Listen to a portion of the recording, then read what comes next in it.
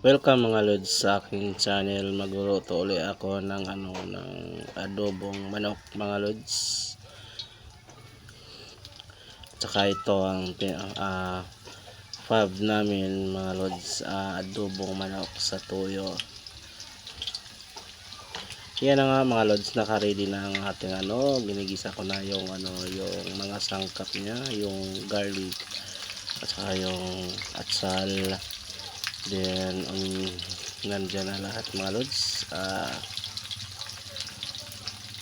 Unahin natin yan ang mga sangkap sa pagprito.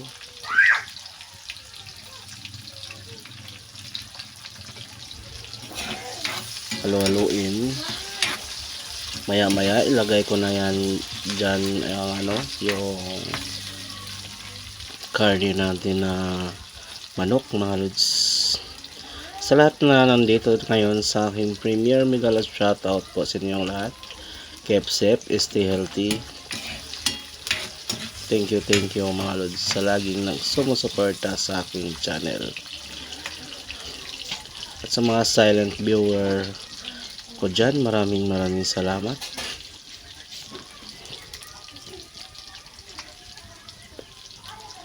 Panalo din ang ating kalan mga lods. Kahoy, anli apoy yan mga lods. Walang tatalo dyan mga lods. Ayan, at nilagay ko na yan ang adobong manok, yung manok natin mga lods, para atin ang lulutuin. Ayan na nga mga lods. Ang lalaking hiwa dyan mga lods, para para makontento sa isang hiwa lang. Masarap yan mga lods, at saka yan ang fab talaga ng bayan, adobong manok sa tuyo.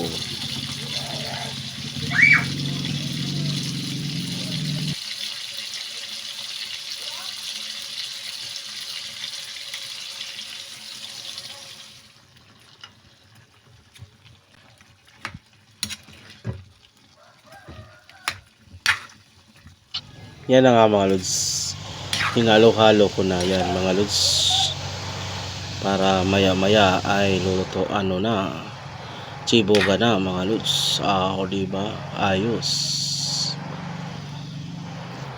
Sobra maingay dito sa amin ngayon mga lods, dahil nagre-repair na ng karsada,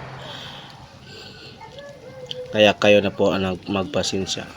At nalagyan ko na din ng Ajinomoto para pang palasa sa ating adobong manok. At yan na nga, pula na nga siya mga lods, itim na nga siya mga lods. Yan ang ating adobong manok na pinaka masarap na recipe sa aming yan na nga mga lods. So mapapapa-only rice ka talaga dyan mga lods.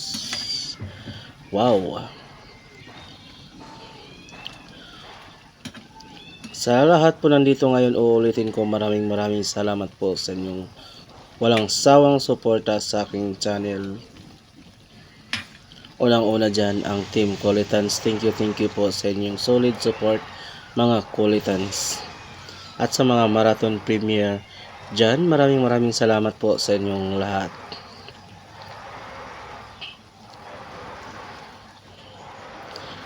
At yan na nga mga lods. So inalis ko na yung takip ng kawali natin, at saka nandyan hinahalo-halo ko ulit yung manok. Karning manok pala, yung manok yung may balahibo pa. Yan na nga mga lods, masarap yan mga lods. Kuha na kayo ng kanin, at saka makakain na tayo maya maya mga lods. Sabay tayong wow, sarap. At nilagyan ko na din ng itlog mga lods, para maging kakaiba yung adobong manok natin, para mas masarap talaga, or kaparis talaga yung karning manok at saka itlog. Wow. Ang itlog na yan mga lods ay galing pa sa aking teng. Okay mga lods, maraming salamat po sa inyo lahat. At nilagyan ko na din ng sibuyas dahonan, ang tawag dyan sa amin, or spring onions. Yan ang mga lods. Tsaka okay na yan mga lods. Maya maya chiboga na mga lods. Uulitin ko sa lahat na nandito ngayon, maraming salamat po sa inyong solid na suporta sa aking channel, The JS Mix Vlog or Senior Junior TV. Nilagyan ko lang ng The JS Mix Vlog dahil mix yung content natin, hindi tayo puro mukbang lang mga lods. Maraming salamat po sa inyo lahat at yan na nga hinaon ko na yun sa kawali at saka luto na yan mga lods. Sibuga na. Thank you.